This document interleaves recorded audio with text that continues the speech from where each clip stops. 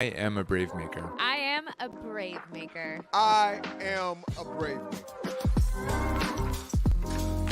BraveMaker is always about taking big risks, going after those big dreams, and not letting anybody tell you no, that you can't do it. BraveMaker to me means courageous voices, diverse voices, standing up for what means something to you. BraveMaker means to show up in your authentic self and telling the stories that you feel will resonate with other people. Really just showing up as your true self in the world. It was a film screening, but also it was a healing opportunity and journey. So really honored to have been a part of that. BraveMaker, what that means to me is not just something you say. You actually have to get out there and be vulnerable and push those limits. It means getting out of your way. My fear is the thing that stops me, and my ability to be brave is the thing that moves me forward. Really, I've come to realize that you have to create your own door and walk through it. And you make your own opportunity. You don't need approval from anybody. Really know why you want to tell the stories that you're telling. How BraveMaker compares to other festivals is amazing. The filmmakers feel welcomed, invited, and like we are a key part of the festival. The organization and the execution is top-notch. It's been amazing to watch the community here. It's been amazing to watch how everybody seems to want to interact with each other. You can really feel that here. This is an incredible community. Take your risk, and if it doesn't work out at the moment, it wasn't meant to be, build up your career and ask again, ask again, ask again. If you can disidentify with your failures as being things that somehow you should try to avoid, as opposed to failures being something that you embrace, because in order to do that, you had to risk. Failure is just a learning tool. Failure is just what are we not going to do in the future.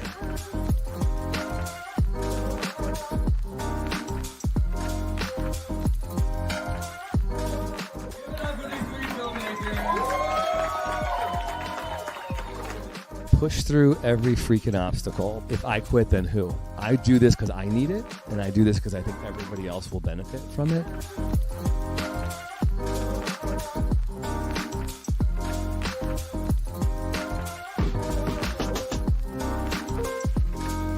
Elizabeth was a seed planter, and she was one of the best nurturers on the planet.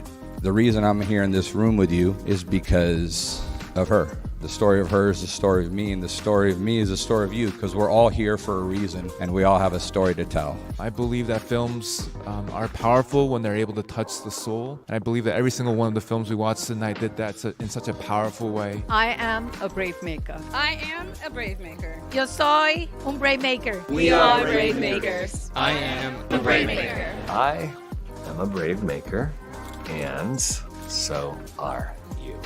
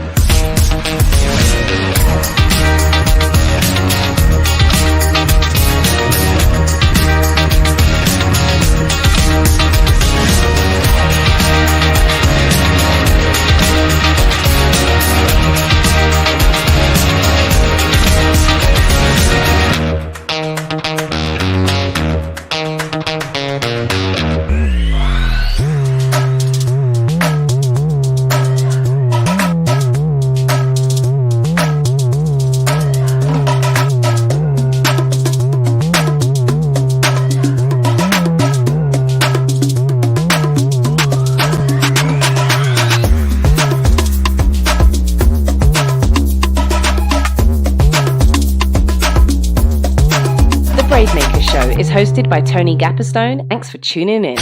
It's showtime.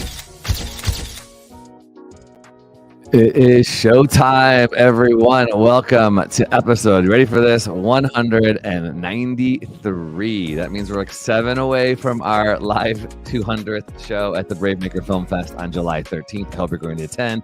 My name is Tony Gapperstone. My pronouns are he, him, his.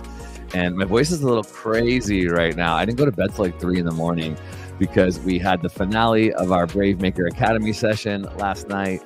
We kicked off a film screening in Redwood City for Pride, and it's our announcement day for the BraveMaker Film Festival. So I am getting to talk with all these great filmmakers about when their film is going to be screened, and it's a lot of good fun.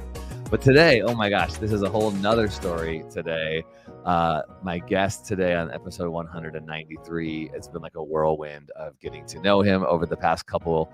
It's only been 2 weeks, but it's been phenomenal, and you're in for a treat. So if you're watching live or on the replay, share this because I think you'll be inspired, and there's some really cool opportunities that we are partnering together with through BraveMaker that you could even make happen, because Brave stories change the world, and you are the story, and this is a true Brave storyteller. So welcome to episode 193. Actor, producer, writer, Solomon Hughes. Solomon. How's it going, Tony? Good. Okay, so we get to know each other a little bit more. I know you know, enough over the past 2 weeks. We got to hang out and do coffee, and we've been texting and calling. So we got 45 minutes to dig in deep, and we probably need a whole heck of a lot more time because you're doing a lot of cool things, and I'm really stoked. So why don't you introduce yourself, give us your pronouns and a visual description for people who are listening. Sure. My name is Solomon Hughes. My pronouns are he, him, his. And I am born and raised in California. I grew up in Southern California, but moved up to the Bay Area for college. And essentially the Bay Area has been home since. And you know, I worked in education for the majority of my adult life. And then in 2019, an incredible opportunity came my way to audition for the role of Kareem Abdul-Jabbar in an upcoming show on HBO. And went through the audition process, booked the role, was thrilled to be a part of the entertainment space, because I'm someone, I say this all the time, that has been deeply inspired by the stories on stage, on TV and film, etc., in my own personal life. And so to be a part of this project has been an absolute blessing from God. And I'm just really grateful for the people I've gotten to meet and the opportunities that have come my way. And Tony, it's the way we were connected has just really been amazing, because from day one, I was really interested in being a bigger part of the storytelling process. Obviously, I mean, everybody has a huge part. You know, being in front of the camera is one part, but just the way these stories can come to life, writing, etc., that was something that I've been thinking about for a while. And so that's how Tony and I were connected. So cool. All right, so I want to. So oh my gosh, so I've been telling this story over and over and over how we got connected, which is so fun. So I don't want to go there quite yet, but let's back up. First of all, you have a PhD. You taught at Stanford. You played basketball, and you had never had a role on a TV show before freaking HBO Winning Time. So let's back up to just go, how did this role come to be for you? I know you got a call, you had a friend, but tell everybody, because it's one of those stories that's like, are you serious? This guy just got this call and all of a sudden he's on a show.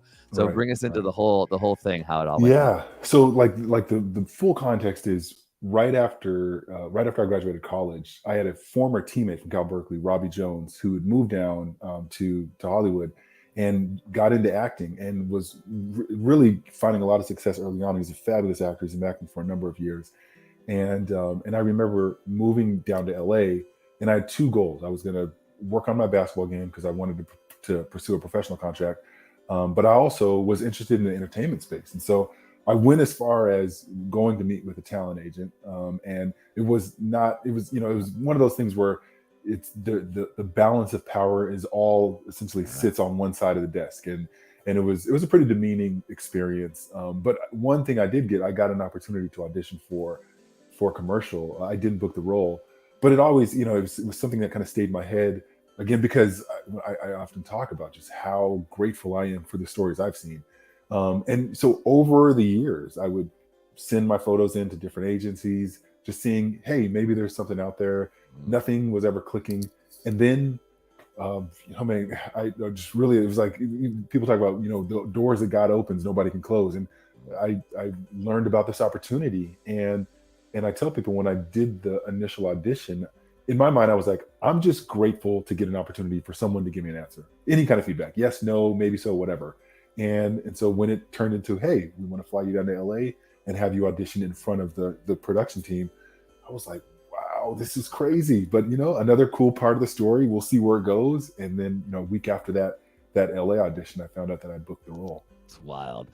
Okay, so admittedly, my confession is I'm horrible at basketball. I think I'm traumatized because I sat the bench in middle school and never got played because I'm bad. I'm just gonna be honest. I'm not good at team sports. I like being fit and working out and surfing and snowboarding and being in the gym because nobody does depend on me. I don't have to pass the ball and fumble or whatever.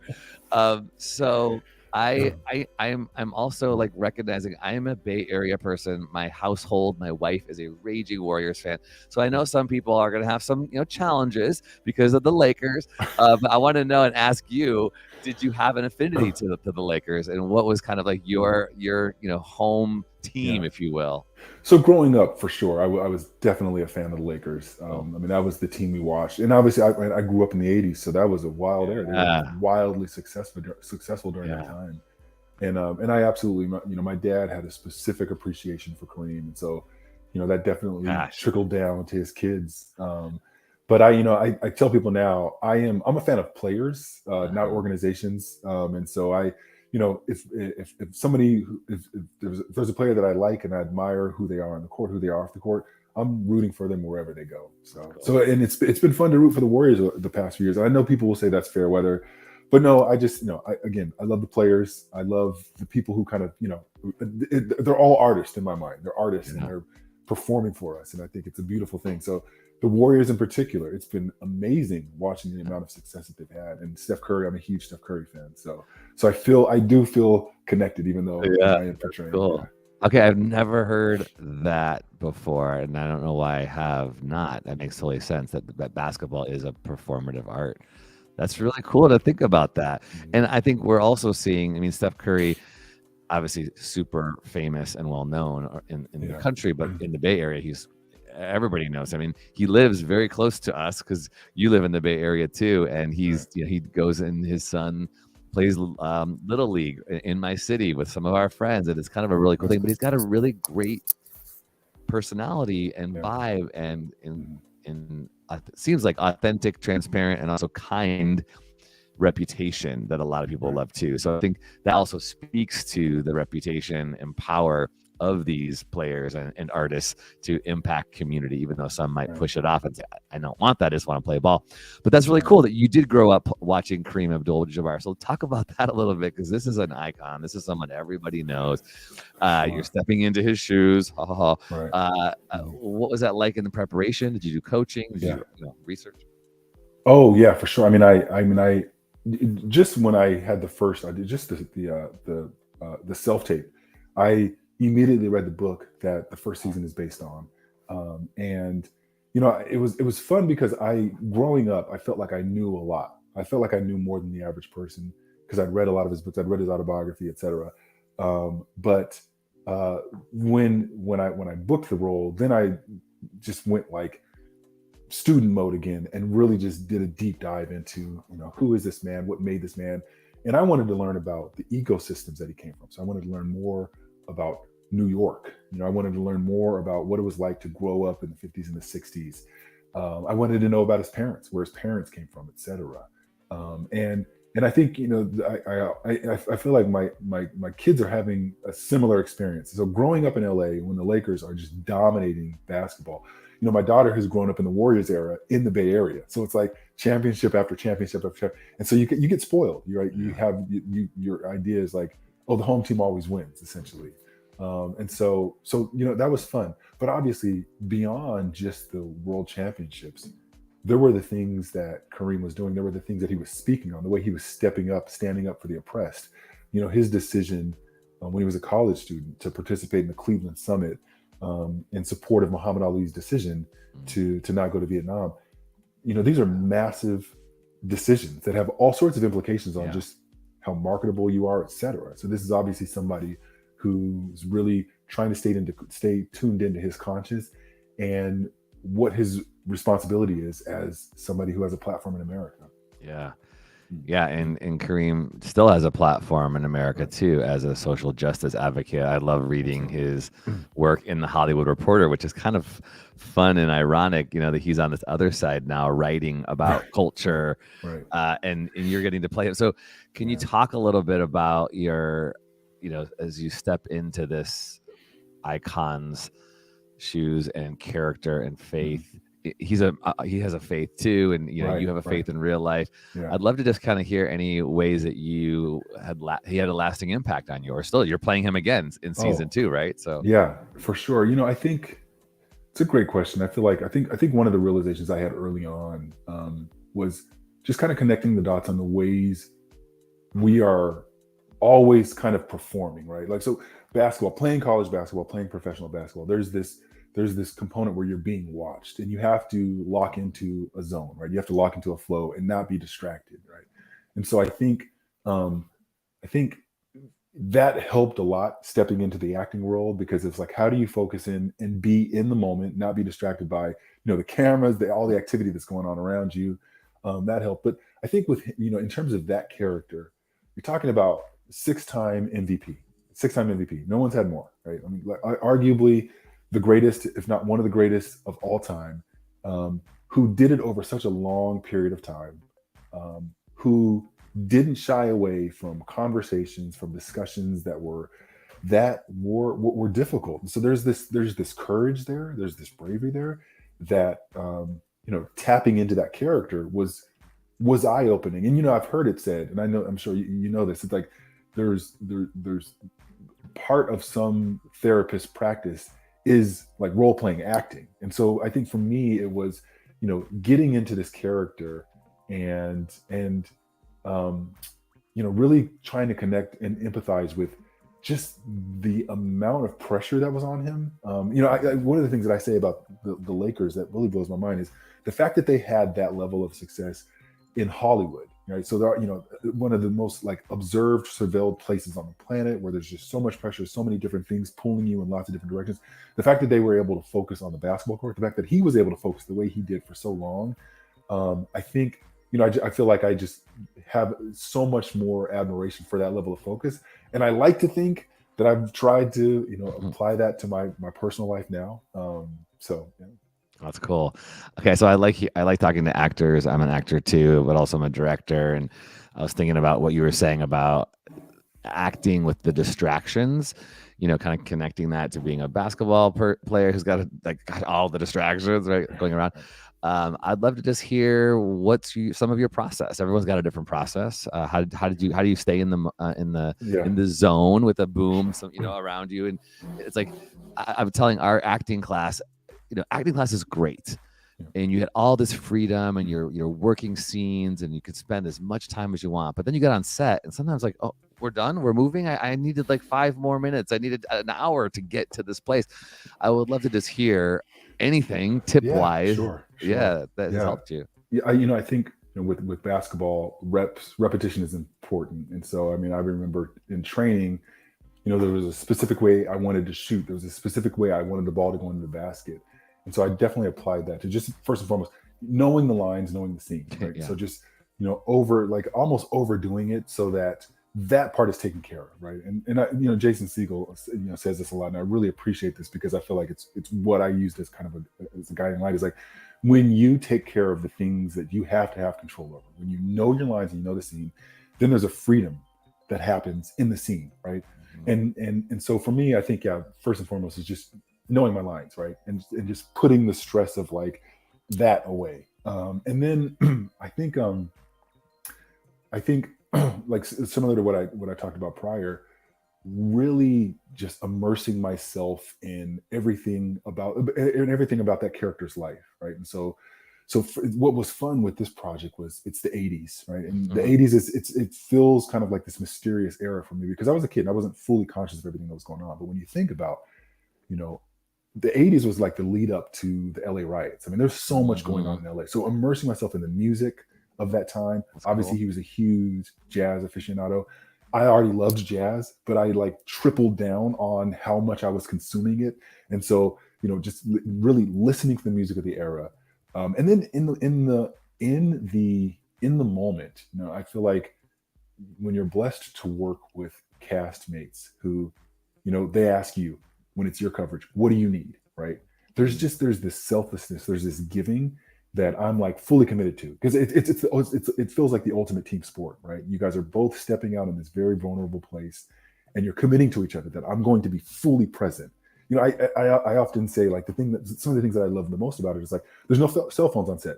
You're locked in. It's eye to eye contact. You're like fully immersed in what this person is doing, et cetera. And so like, you know, for me, the preparation is just making sure my intangibles are together, knowing what castmates need, and trying to think if there's anything else I can think of.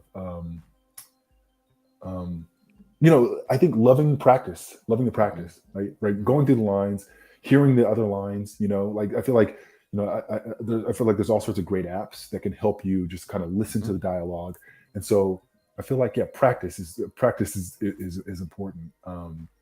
And prayer. I like literally, like I feel like my prayer life like tripled. Like I prayed so much, and my prayer desperation. Was, exactly. I was just like, I felt like my prayer was that I would just step out and be in the moment, and just be in the moment. That I would not worry. I would put all the worries and anxieties aside, and I would just be in the moment. So yeah. So a couple more questions on this, then we'll talk about the new project and then how we're connected. So stay tuned. Episode 193 is going to get better. You're going to want to listen to the whole thing. Okay. You got to work with some pretty big names and actors. I mean, Adam McKay. I mean, what in the world? Your first kind of role on screen is with all of these heavy hitters. Can you talk a little bit about kind of stories that lingered or things that were memorable for you, and how you kept, you know, you're cool for not geeking out on all these? Yeah, it was difficult to keep my cool. I mean, there were, because like to your point, there's people whose films or roles are just like, oh my, like I said to Adam McKay right after the second audition, I said, no matter what happens, I just want you to know I am such a fan of the way you contribute to this world. And he was like, oh, thank you so much. I appreciate that. And it was genuine. I mean, I was not trying to butter him up or anything like that. I was like, no, like I'm a fan. I watch your stuff. I appreciate it. Yeah. And so I think, you know, I feel like, you know, obviously with time, you're spending so much time with each other. You realize we're all humans, you know, we all go to the bathroom, you know, it's like, and we're all feeling some of the worries and concerns. And I think what I appreciated about a lot of the cast was how vulnerable they were. And how much they shared about, you know, their cares and concerns and anxieties. And so I feel like that really helped kind of like level the playing field. And then it's like, we're teammates and we're going out here to make something beautiful. Let's do it together. But yeah, it was I definitely had I feel like it was a few weeks before I really settled down. I was like, it's okay. Everything's gonna be okay. Yeah, I like, that's a great reminder. And I have to tell myself that sometimes too, is that this is another human being who has insecurities, who's trying to get their lines down, who doesn't want to, you know, mess things up and screw up the take, just like me, if I happen to be in a scene with them. And I think that's really a grounding reminder and a reality, you know. And I think that same thing too, when I do have a rough patch with some people, because we're not always on our best, you know, on set. There's pressure and there's stress. And sometimes a director or even like a makeup artist or a PA or somebody could say something that just seems short or hurtful, and you can take it personally. But it's like, sometimes we're just so in our spaces, you know, in our heads, or we're not thinking about other people. And for me, when I, like you said, when I think about these are other human beings that are trying their best, it grounds me. And then I also feel like I can be, and I heard you say this too, you're empathetic to your character. And then if we could be empathetic toward our cast and crew, that's also helpful too, you know, to help us move forward and be this collective crew that's trying to collaborate on something, especially something big at your level, you know? Yeah. No, I absolutely agree with that. I mean, I feel like I developed some really beautiful relationships with people in the crew as well, because we can't do our job if they're not doing their job. Plain and simple, you know. And I think there's, you know, I really, like, you know, you hear the term above the line, below the line. I hate that terminology, but I also realize it's important that I learn that terminology, because I think it talks just, it kind of, it lays bare some of the problematic history that has existed in this industry. And I'm not singling out the entertainment industry, because there's all sorts of problems across, you know, the world, America in specific, and just how institutions, the things that have kind of just been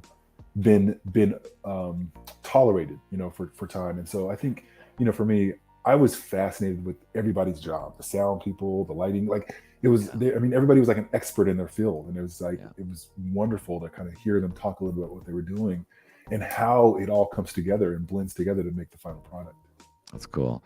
Yeah, may we never get over it. May we always be inspired and excited by this process, and I think that appreciation shows when the craft service person and the AD and the transpo people, when they feel loved and appreciated, you can tell.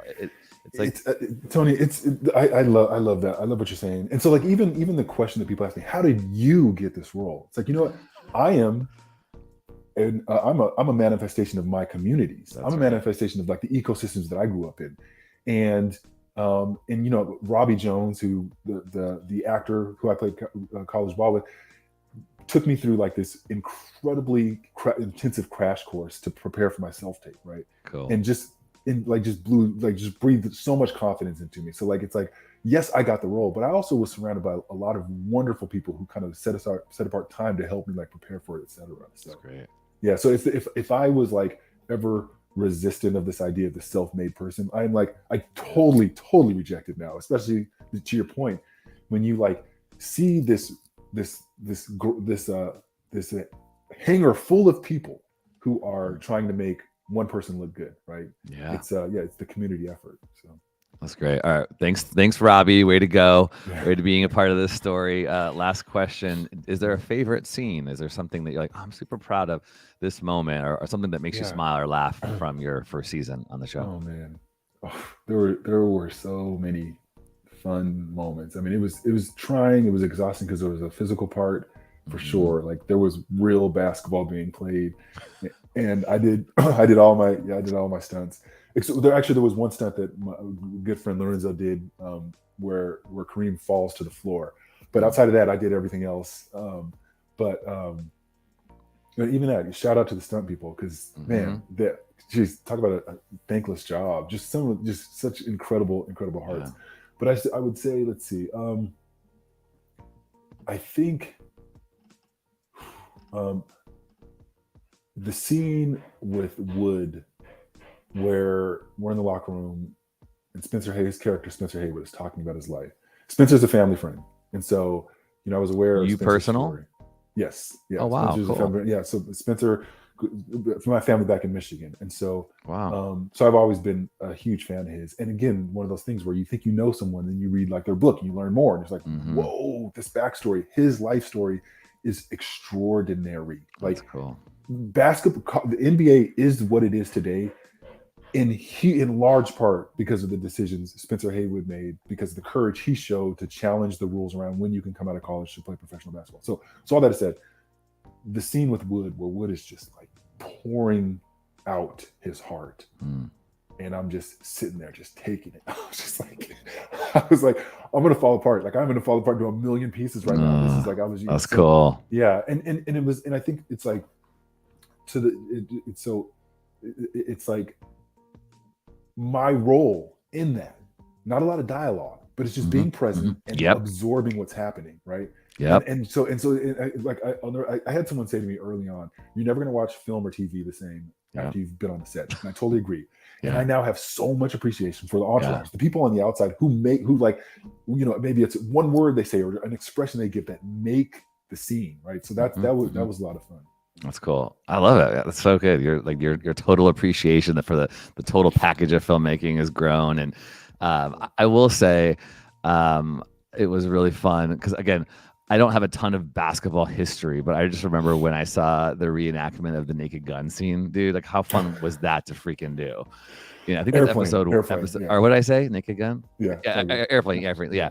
I mean, in episode 1, I mean, that was so that was cool, dude. Like that Kareem had this kind of cameo role in Airplane, and you get to reenact that. Like that, I don't know, that was fun, man. I like seeing that. That was cool.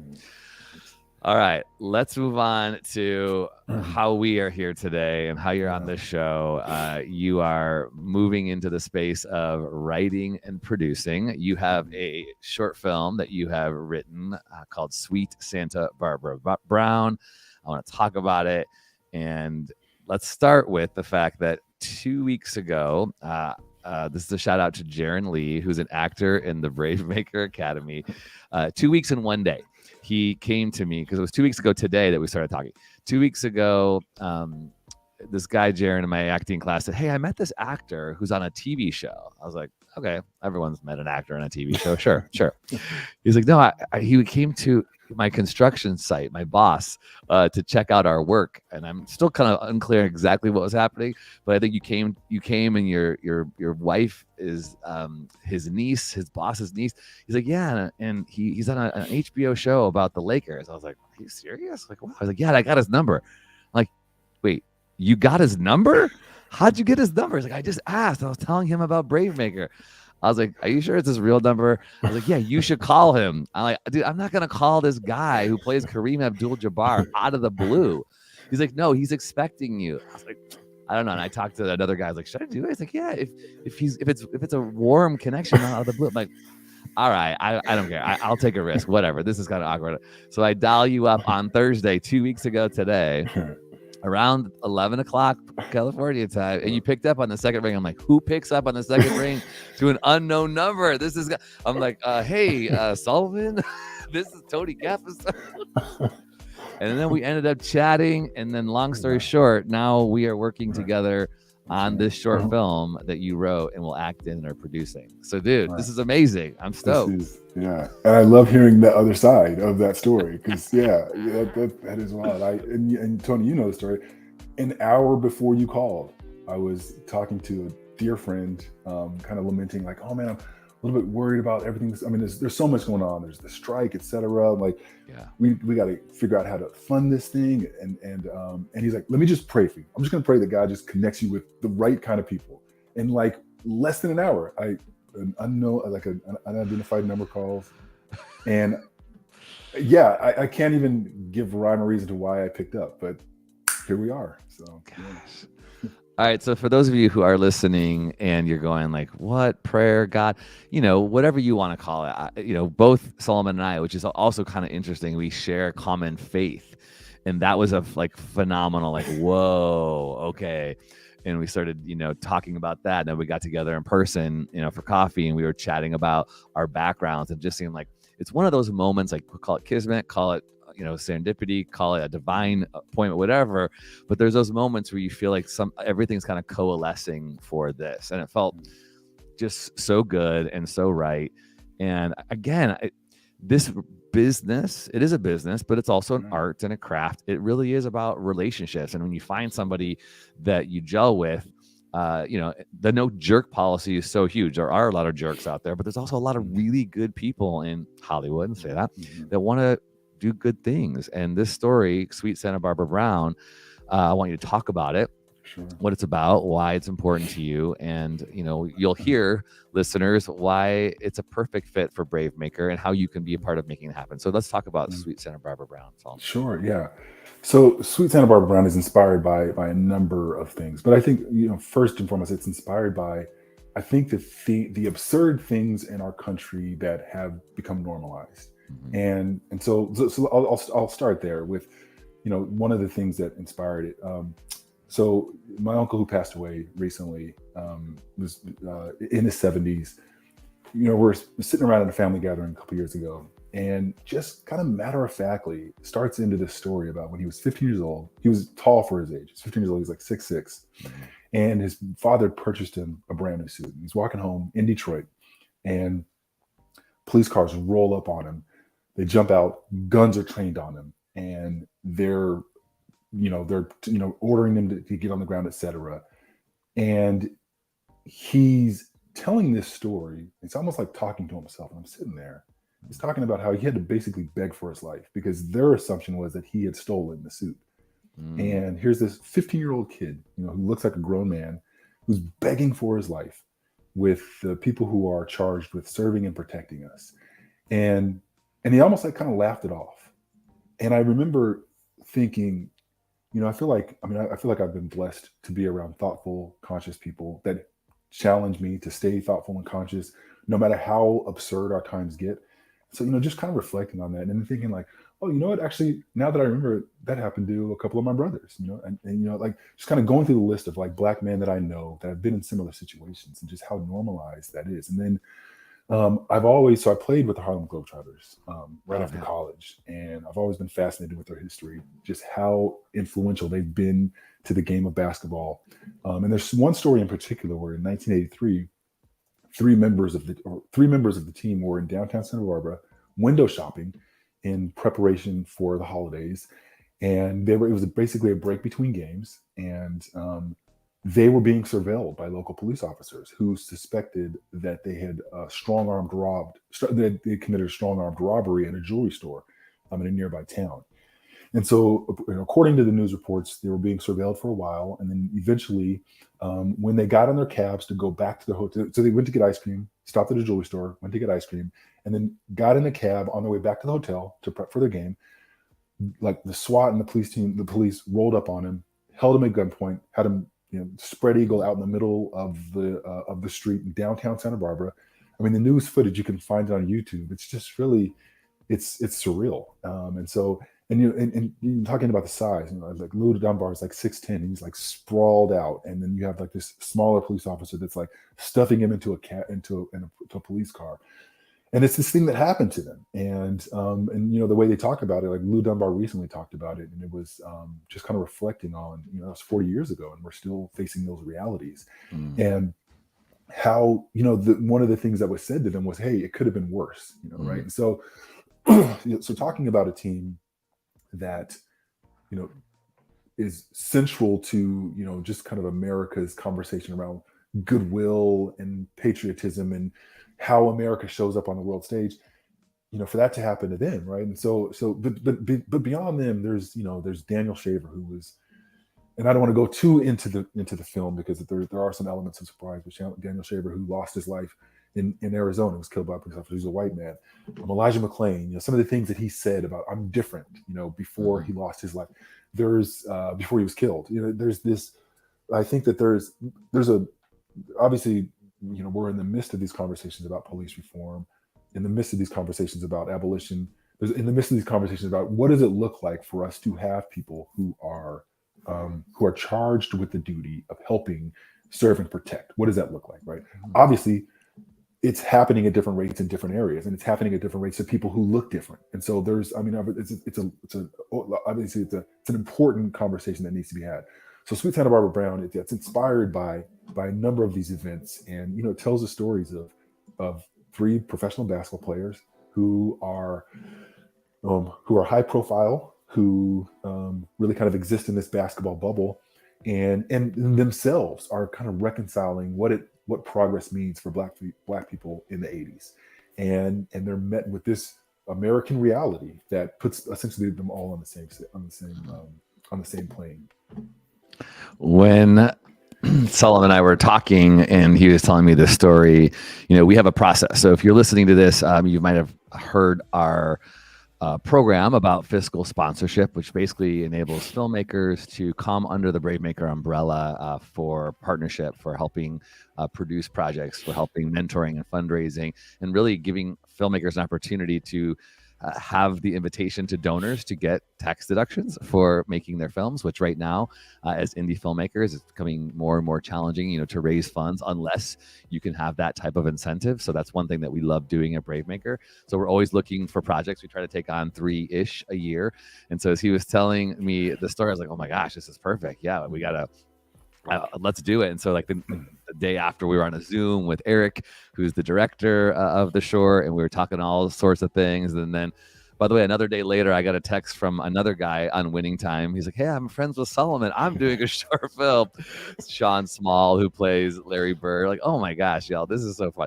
So things are happening, BraveMaker audience and supporters, and we want to encourage you to participate in it. So here's what we got coming down the pike. We have 2 different offerings. So Solomon is going to be doing an in-person event with us on Saturday night in Redwood City at a private location.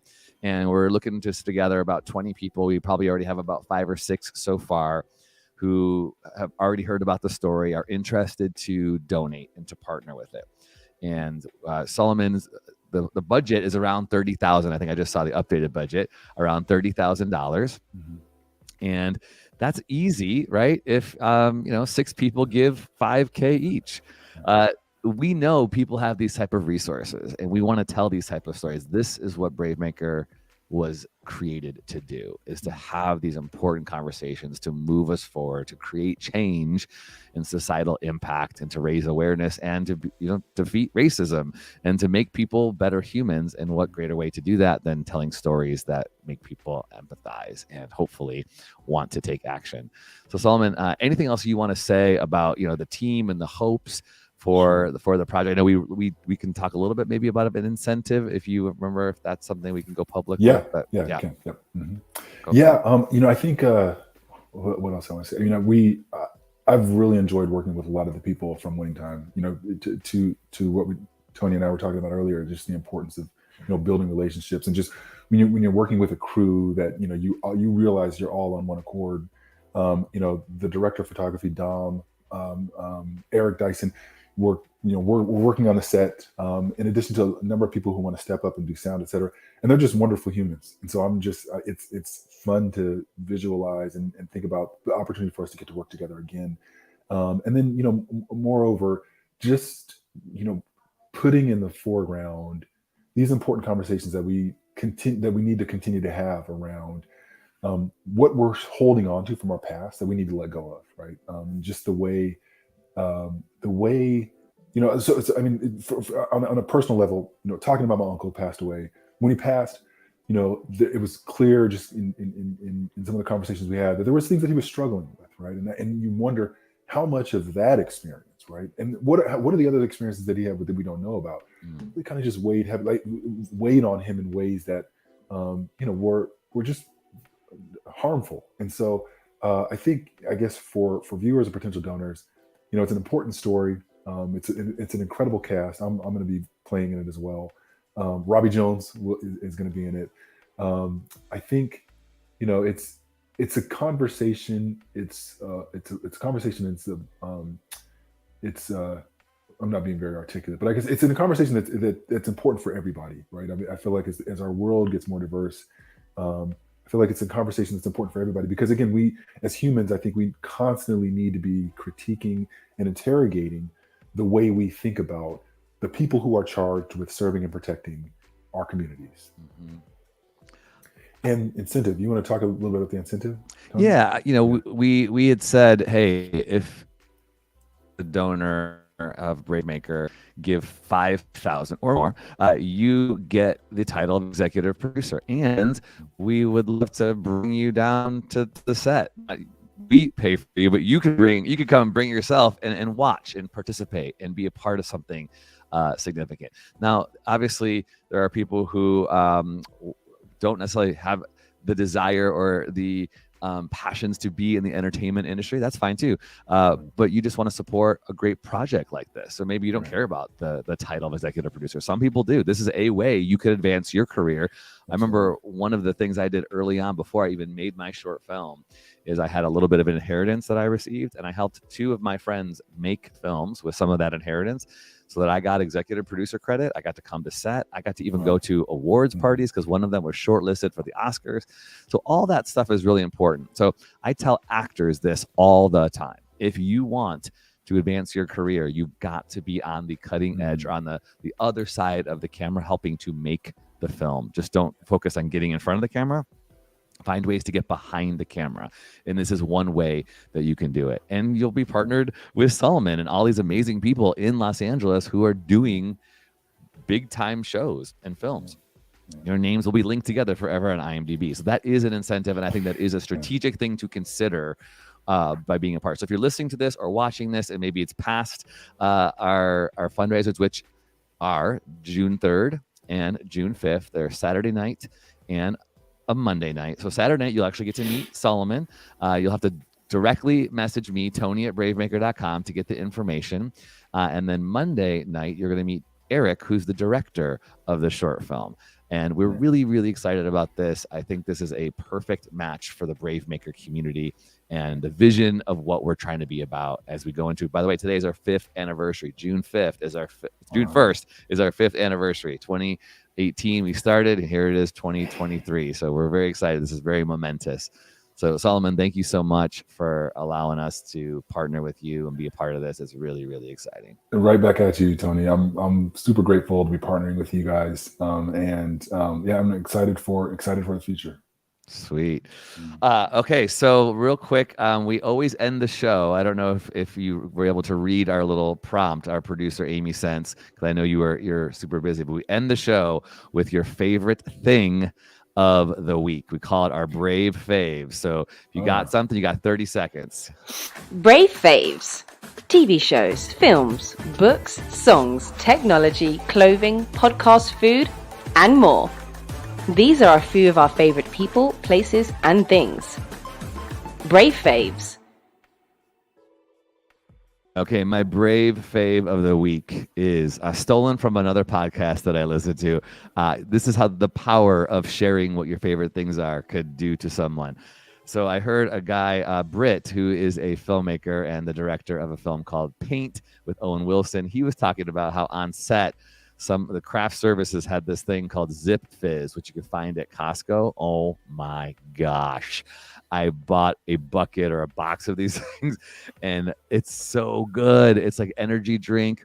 It's healthy, and I have been drinking it all show right now. It's my new thing. They come in all sorts of flavors. Zip Fizz. Did I read all of the ingredients in there? Not necessarily, but it tastes good, and I gotta say I feel better when I drink it. So I don't know. Is it really doing something good for my body? Let's hope so. But it definitely is having a sort of metaphysical effect. What's your favorite thing of the week, Solomon? My favorite thing of the week, I am going to say, so in the entertainment space, the Succession finale on Sunday. Oh my gosh. Yeah, if you have not watched Succession, I highly recommend. It is, it's just prestigious. It's an incredible series. I think it is a mirror on humanity, and I think the writing, the acting, it's just exceptional.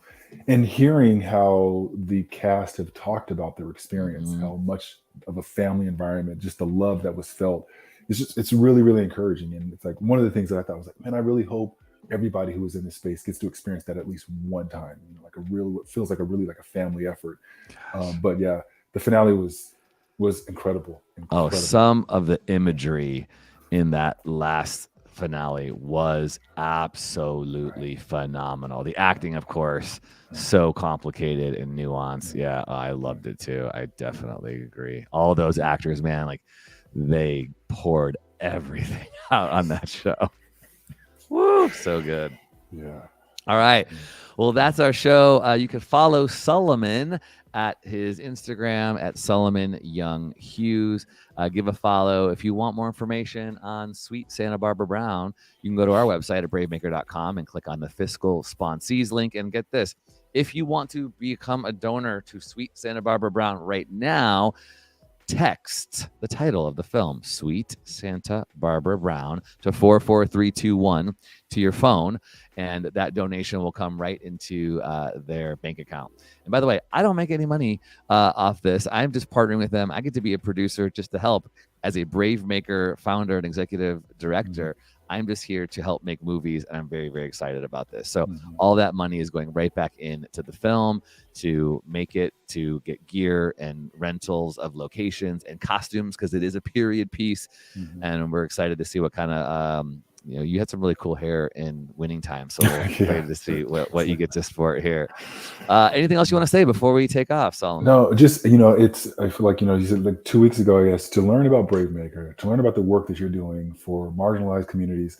It's just for, the way you all show up for people. It's just, it touches my heart. Super grateful for it. I feel very grateful to be, part of this community now. And I'm looking forward to, seeing more and hearing more of the stories of people who are part of BraveMaker. I love it. I love that you say you're a part of it, because it's true. You are a part of BraveMaker. So bring it. And okay, I didn't even ask you this. Can you talk about a little smidge of something? What's happened? The reason why you're taking off somewhere? A little bit, yeah. A little teaser. A little teaser. A very little teaser. But I'm going to be working on a film project back east, and I head out Sunday, and I'm really excited about it, and I'm looking forward to sharing more when I can share more. So, So great. Yeah. So Solomon, we were going to do this thing on Monday night. Then he's like, this is the acting life. Guess what? I'm taking off on Sunday to New York for 3 weeks. So amazing. So happy for you. So great to know you. And I'll end by saying this, your passions for film and entertainment and media, as well as justice, again, they align so well with BraveMaker, and all of our fiscal sponsees are always invited to come to the film festival. So July 13th through the 16th, you just might see Solomon at our film festival. And that is a reminder to you all to go to our website at bravemaker.com and get your tickets July 13th through the 16th. We have 40 different films, great people, makers, screenwriters, showrunners, producers, and actors coming up to the Bay for 4 days of panel discussions, parties, and all sorts of cool film events. So don't miss it. I cannot be doing this without my amazing producer, Amy Cohen, out of Austin, Texas, who's been live quoting and tweeting us here. So thank you, Amy, for doing all this stuff while we have been chatting. There you go. And also our intern, Jessica Cohen, who will take clips from this show and post them up there for the following week. And then Carrie Ali, who is our social media producer, and Barnell Amos, who will then take this and turn it into an audio version podcast. So please share this. If you were inspired in any way, we would love and appreciate your support. Don't forget, we are a nonprofit. So all of the support we get goes right back into our platform here, our subscription, our rent, getting our gear, and doing all this great stuff that we get to do that we absolutely love. If you believe in this mission, please support us, bravemaker.com/donate. This has been episode 193 with Solomon Hughes, my new friend. I'm grateful. And I could say film collaborator. So thanks, Solomon. Yeah, thank you very much. See you on Saturday. Sounds great. All right, everybody. Brave stories change the world, and you are the story. Until next time.